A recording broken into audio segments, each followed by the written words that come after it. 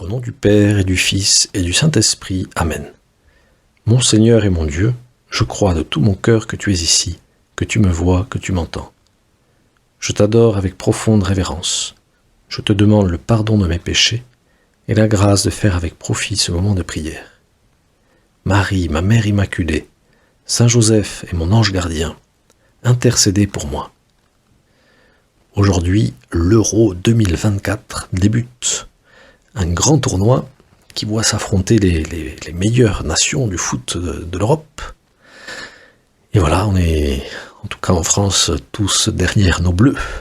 Et notre capitaine Kylian Mbappé, qui est connu pour son impatience à atteindre les plus hauts niveaux. Il a été champion du monde à 18 ou 19 ans. Et puis, quand il avait 15 ou 16 ans, à peine avait-il commencé à être professionnel, ce Kylian Mbappé, notre capitaine, qui était rongé par une sorte d'impatience à être utile pour son équipe et à montrer tous ses talents. Et alors il a marqué des buts extraordinaires dès ses premières entrées sur le terrain avec l'AS Monaco.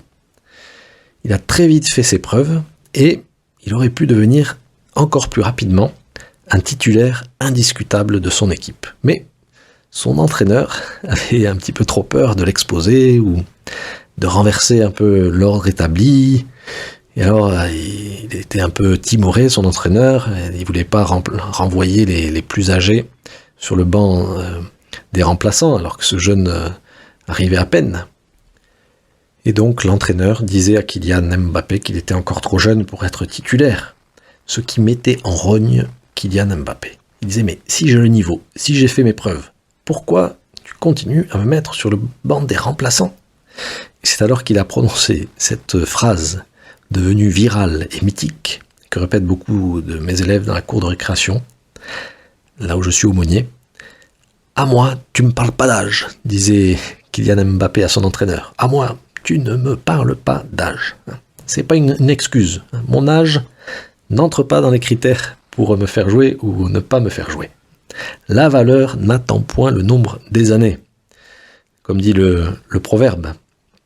Alors en voyant cet exemple de Kylian Mbappé, je pensais à l'impatience que nous pouvons nous aussi avoir pour bien utiliser notre temps, pour l'utiliser afin, Seigneur, de t'aimer, d'aimer les autres.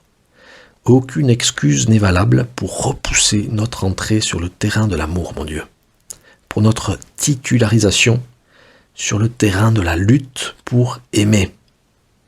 Et c'est ce que nous voyons dans l'exemple du Seigneur, de toi, mon Dieu. Quand tu avais 12 ans, que tu étais au temple, et que tu as montré toute ta maturité, tu nous as montré que tu étais archi-titulaire sur le terrain de l'amour, alors que tu avais à peine 12 ans. Et tu as donc décidé de rester dans le temple de Jérusalem pour parler, sans tes parents, avec les docteurs de la loi. Et tu nous as montré, mon Dieu, une maturité étonnante en répondant à toutes les questions qu'on te posait avec une grande sagesse. Jésus, malgré son jeune âge, a compris l'importance de son rôle et de sa mission et il a montré qu'il était prêt à accomplir ce pourquoi il était fait, nous aimer, nous sauver, donner sa vie pour nous. Ça, Seigneur, tu l'avais compris bien très tôt dans ta vie. Et tu n'as pas attendu d'être adulte pour commencer ta mission, pour commencer à nous aimer. L'âge n'est donc pas une excuse. On peut d'ailleurs choisir d'aimer dans n'importe quelle circonstance. C'est saint Paul qui nous le dit. Il nous encourage à aimer sans attendre. Car l'amour, nous dit-il, excuse tout. Il croit tout, espère tout, supporte tout. Même la maladie, la douleur et l'approche de la mort ne peuvent nous empêcher d'aimer. À moi, tu ne me parles pas d'âge, et on pourrait dire, à moi, tu ne me parles pas d'autres excuses, tu ne me parles pas de la maladie, de la douleur, de la peur de la mort, tout ça, c'est vrai que ça nous affecte, mais ça ne nous empêche pas d'aimer, et ça ne pourra jamais nous empêcher d'aimer. Alors je pense à l'exemple de Claire de Castelbajac, une jeune fille qui est morte à seulement 21 ou 22 ans. Elle avait choisi d'utiliser sa courte vie même si elle ne savait pas qu'elle allait mourir si vite, pour aimer et servir les autres d'une manière remarquable. Et alors qu'elle a été hospitalisée, qu'elle était atteinte d'une maladie mortelle, elle a montré une grande maturité spirituelle en aimant les autres qui se trouvaient autour d'elle. Et un signe de sa sainteté, elle n'est pas encore sainte, mais elle est en bonne voie, un signe en tout cas de sa maturité spirituelle, c'est que même dans la douleur, elle continuait à se soucier des autres. Et elle écrivait dans ses lettres à sa famille bien des demandes de prières pour les personnes qui l'entouraient. Elle disait « Je vous recommande à vos prières une grand-mère qui a perdu son mari, les parents d'un garçon de 17 ans qui l'entendent gémir toute la journée. Quel supplice pour eux !»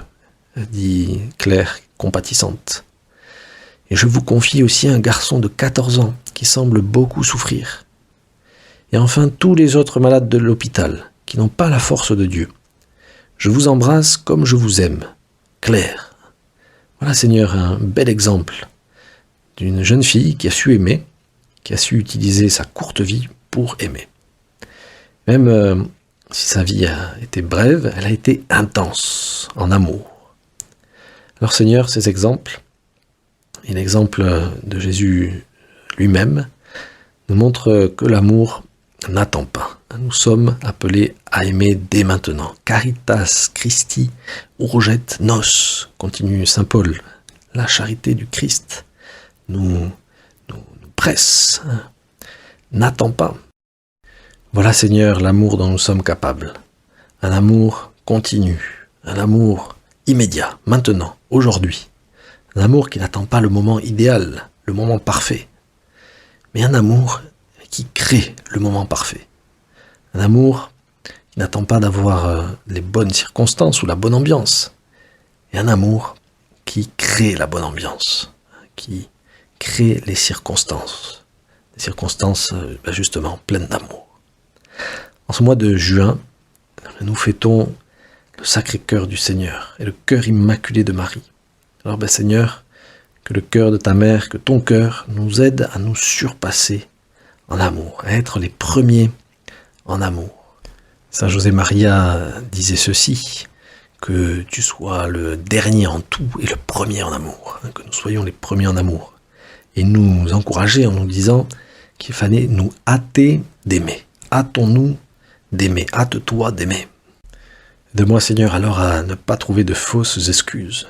Et de moi, à avoir la même impatience que ces sportifs qui veulent entrer sur le terrain. On les verra, les joueurs de l'équipe de France, ils voudront tous entrer sur le terrain. Et moi aussi, je veux rentrer sur le terrain. Lundi prochain, j'ai un tournoi de prêtres de l'île de France. Et donc, j'ai des fourmis dans les jambes.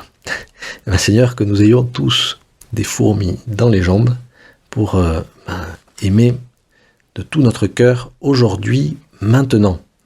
À moi, tu me parles pas d'âge, disait le jeune Kylian.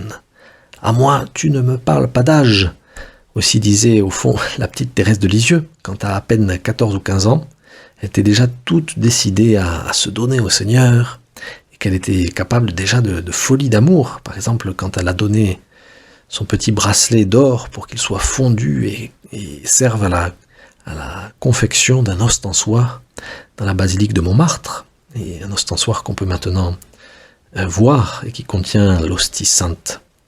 À moi, tu ne me parles pas d'âge, semble vouloir dire Carlo, quand à peine 13 ou 14 ans, il avait déjà fait son site internet qui témoignait de son grand amour de l'Eucharistie et qui aussi témoignait de son esprit apostolique. Il voulait qu'on grandisse en piété eucharistique.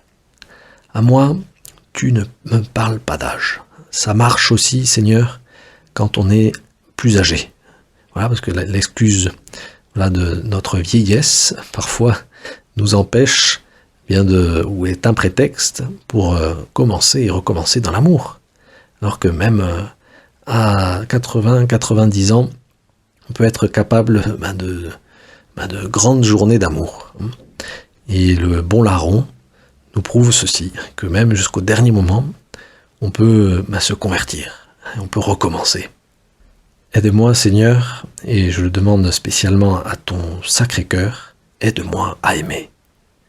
Et cœur immaculé de Marie, aide-moi à écarter de toutes mes forces toutes les fausses excuses qui m'empêchent de me lancer dans cette course d'amour. Je te remercie, mon Dieu, des bonnes résolutions, des actes d'amour et des inspirations que tu m'as communiquées dans cette méditation. Je te demande de m'aider à les mettre en pratique. Ma Mère Immaculée, Saint Joseph et mon ange gardien, intercédez pour moi.